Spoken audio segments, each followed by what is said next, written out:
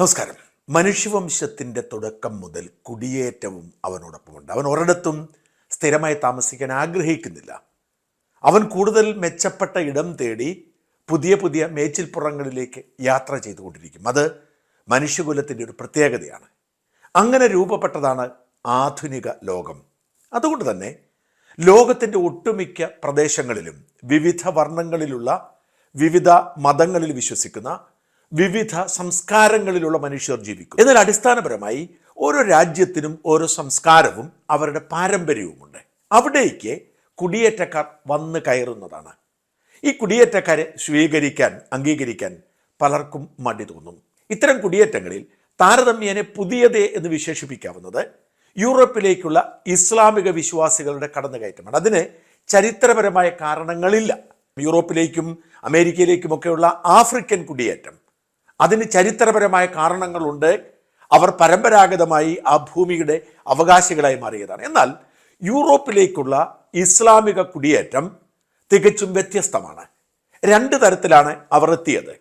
അത് ആവശ്യത്തിന് മനുഷ്യ വിഭവശേഷി ഇല്ലാത്തതുകൊണ്ട് ലീഗൽ മൈഗ്രൻസായി, ഡോക്ടർമാരും നേഴ്സുമാരും മാത്രമല്ല, വീട്ടുവേലകളും മറ്റും ചെയ്യുന്ന സാധാരണ മനുഷ്യർ കൊണ്ടുവരുന്ന അടക്കമുള്ള കുടിയേറ്റം. അത് കോളനി ഭരണകാലത്ത് അവർ ഇത്തരം ഇസ്ലാമിക രാജ്യങ്ങളിൽ നിന്നും ആളെ അവരുടെ വീടുകളിലേക്ക് കൊണ്ടുവന്നെടുത്ത് തുടങ്ങിയതാണ്.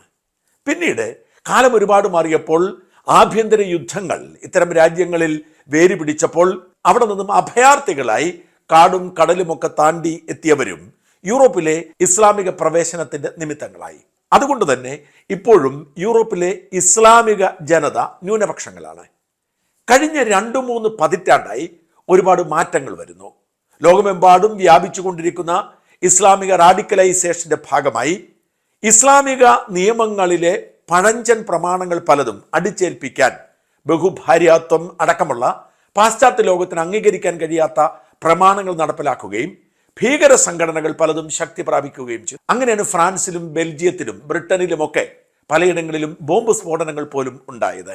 ഇവരിൽ പലരും പൊട്ടിത്തെറിക്കുന്നു, പല നിരപരാധികളും കൊല്ലപ്പെടുന്നു. വലിയ തോതിൽ ഭീകരാക്രമണത്തിന് ഭീതിയിലേക്ക് യൂറോപ്പ് മാറുന്നു. അങ്ങനെ വലതു വംശീയത ഇവിടെ ശക്തിപ്പെടുന്നു. ഇത്തരം കുടിയേറ്റക്കാരെ നിയന്ത്രിക്കണം, അവരെ നാടുകടത്തണം എന്ന വികാരം പാശ്ചാത്യ സംസ്കാരത്തിന് ചേരാത്തതാണെങ്കിൽ കൂടി അത് ശക്തിപ്പെടുന്ന സാഹചര്യമുണ്ടായി. ഫ്രാൻസിലും ബെൽജിയത്തിലും ഇറ്റലിയിലുമൊക്കെ ഇത്തരം വലതു വംശീയ രാഷ്ട്രീയം പേർന്നവർ അധികാരത്തിൽ വരുന്ന സാഹചര്യം പോലും ഉണ്ടായി. ഇപ്പോൾ യൂറോപ്പിലെ ഒട്ടുമിക്ക രാജ്യങ്ങളിലും 2ാം സ്ഥാനത്തെത്തി നിൽക്കുന്ന, അല്ലെങ്കിൽ അധികാരത്തിന് അടുത്തെത്തി നിൽക്കുന്ന രാഷ്ട്രീയ പാർട്ടികളൊക്കെ കുടിയേറ്റ വിരുദ്ധ, ഇസ്ലാമിക വിരുദ്ധ, വലത് വംശീയ പ്രസ്ഥാനങ്ങളാണ്. ഇത് അനുനിമിഷം വർദ്ധിച്ചുകൊണ്ടിരിക്കുന്നു, ശക്തിപ്പെട്ടുകൊണ്ടിരിക്കുന്നു. ഇത്രയും വിശദമായി പറഞ്ഞത് ജർമ്മനിയിൽ ഇന്നലെ നടന്ന വളരെ വിചിത്രമായ ഒരു ഭീകരാക്രമണത്തെക്കുറിച്ച് വിശദീകരിക്കാനാണ്. നമ്മൾ മാധ്യമങ്ങളിലൊക്കെ കണ്ടു, വിശദാംശങ്ങൾ കണ്ടു. ഒരു സൗദി അറേബ്യൻ ഡോക്ടർ, 50 വയസ്സ് മാത്രമാണ് പ്രായമുള്ളത്. ഈ സൗദി അറേബ്യൻ ഡോക്ടർ തന്റെ കറുത്ത BMW കാർ ഒരു ക്രിസ്മസ് മാർക്കറ്റിലേക്ക് ഇടിച്ചു കയറ്റി. ഏതാണ്ട് 3 വയസ്സോ മറ്റോ ഉള്ള ഒരു കുഞ്ഞടക്കം 2 പേർ മരിച്ചു. മാത്രമല്ല ഏതാണ്ട് 80ഓളം പേർക്ക് പരിക്കേറ്റു. 13ഓളം പേരുടെ നില ഗുരുതരമാണ്. 10-11 ആയി മരണസംഖ്യ വർദ്ധിച്ചേക്കും എന്നാണ് കേട്ടത്. സ്വാഭാവികമായും ഇത്തരം ഒരു വാർത്ത കേൾക്കുമ്പോൾ കടുത്ത ഇസ്ലാമിക വിരോധം രൂപപ്പെടും. യൂറോപ്പ് ചോദിച്ചു വാങ്ങിയതാണ് എന്ന് പലരും പറയും. അങ്ങനെ ഇസ്ലാമിക ഭീകരവാദത്തിനെതിരെയുള്ള ശബ്ദമായി അത് വളർന്നു വരും. എന്നാൽ വളരെ വിചിത്രമാണ്, വ്യത്യസ്തമാണ് ഈ ഭീകരാക്രമണം. ഈ ഭീകരാക്രമണം നടത്തിയത് സൗദിയിൽ നിന്നും 2006 അഭയം തേടി ജർമ്മനിയിലെത്തിയ ഒരു ഡോക്ടറാണ്. ആ ഡോക്ടറുടെ പേര് താലബ് അൽ അബ്ദുൾ മൊഹ്സിൻ എന്നാണ്. അദ്ദേഹം അന്നേ ഇവിടെ വന്ന് പഠിച്ചു, സൈക്കാട്രിക് ഡോക്ടറായി. 2016 അദ്ദേഹത്തിന്റെ അഭയാർത്ഥി അപേക്ഷ സ്വീകരിക്കുന്നത്. അങ്ങനെ അദ്ദേഹം ജർമ്മനിയുടെ ഭാഗമായി ജീവിക്കുന്ന ആളാണ്. എന്നാൽ അദ്ദേഹം കടുത്ത ഇസ്ലാമിക വിരോധിയാണ്. എങ്ങനെയും ഇസ്ലാം ഇല്ലാതാവണം എന്ന് ആഗ്രഹിക്കുന്ന ആളാണ്. സൗദി അറേബ്യയിൽ നിന്നും സ്ത്രീകളെ രക്ഷിച്ച് സ്വാതന്ത്ര്യത്തിന് ലോകത്തേക്ക് കൊണ്ടുവരാൻ ശ്രമിക്കുന്ന ആളാണ്. അദ്ദേഹം ഈ ഭീകരാക്രമണം നടത്തിയത് നമ്മൾ കേൾക്കുന്ന രീതിയിലല്ല, നേരെ മറിച്ച് ജർമ്മനി ഇസ്ലാമിക മൗലികവാദികൾക്ക് കീഴടങ്ങുന്നു, ജർമ്മനി ഭീകരവാദികളോട് വിട്ടുവീഴ്ച ചെയ്യുന്നു, ജർമ്മനി എന്ന രാജ്യം അതിന്റെ പാരമ്പര്യം ഉപേക്ഷിച്ച് ഇസ്ലാമിക മൗലികവാദത്തിലേക്ക് കടക്കുന്നു എന്ന ഗുരുതരമായ ആരോപണം ഉന്നയിച്ചുകൊണ്ടാണ്. വിശ്വസിക്കാൻ കഴിയില്ല. അദ്ദേഹത്തിന്റെ ഫേസ്ബുക്ക് പോസ്റ്റുകളിലൊക്കെ ജർമ്മനിയോടുള്ള പ്രതിഷേധം അറിയിക്കുന്നു. അദ്ദേഹത്തിന്റെ ആരാധനാ കഥാപാത്രം ബ്രിട്ടനിലെ ഇംഗ്ലീഷ് ഡിഫൻസ് ലീഗിന്റെ തലവൻ ടോമി റോബിൻസണും എലൻ മസ്കുമൊക്കെയാണ്. അങ്ങനെ വേണം, കുടിയേറ്റക്കാരോട് വിട്ടുവീഴ്ച ചെയ്യരുത്. അദ്ദേഹം അവിടുത്തെ ജർമ്മനിയിലെ ഏറ്റവും കടുത്ത കുടിയേറ്റ വിരുദ്ധ, ഏറ്റവും കടുത്ത ഇസ്ലാമിക വിരുദ്ധ പാർട്ടിയായി ഇപ്പോൾ രണ്ടാമതെത്തി നിൽക്കുന്ന രാഷ്ട്രീയ പാർട്ടിയായ FFD പ്രവർത്തകനാണ്. ശക്തമായ നിലപാടെടുക്കുന്ന ആളാണ്. ജർമ്മനി ഇസ്ലാമിന് കീഴടങ്ങുന്നു, ജർമ്മനിയെ രക്ഷിക്കാൻ ആർക്കും കഴിയില്ല എന്ന് വിശ്വസിച്ച് അതിനോടുള്ള പ്രതിഷേധമായി അദ്ദേഹം ക്രിസ്മസ് മാർക്കറ്റിലേക്ക് കാർ ഓടിച്ചു കയറ്റി എന്നാണ് പോലീസ് പറയുന്നത്. വളരെ വിചിത്രമാണ്. ബെർലിനിൽ നിന്നും ഏതാണ്ട് തെക്ക് പടിഞ്ഞാറ് 130 കിലോമീറ്റർ മാറിയുള്ള ഒരു നഗരത്തിലാണ് ഈ സംഭവം ഉണ്ടായത്. ആ കാർ ഇടിച്ചു കയറ്റി ചലങ്ങനം വിലങ്ങനെയും ആളുകൾ താഴെ വീണു. അതിന്റെ വളരെ സങ്കടകരമായ ദൃശ്യങ്ങളാണ് പുറത്തു വരുന്നത്. പോലീസ് ഉടനടി പാഞ്ഞെത്തുന്നു. ഇദ്ദേഹത്തെ തോക്കുമനയിൽ അറസ്റ്റ് ചെയ്തുകൊണ്ടുവന്ന വാർത്തകൾ പുറത്തു വരുന്നുണ്ട്. അദ്ദേഹത്തിന് ഒരു കൂസലുമില്ല.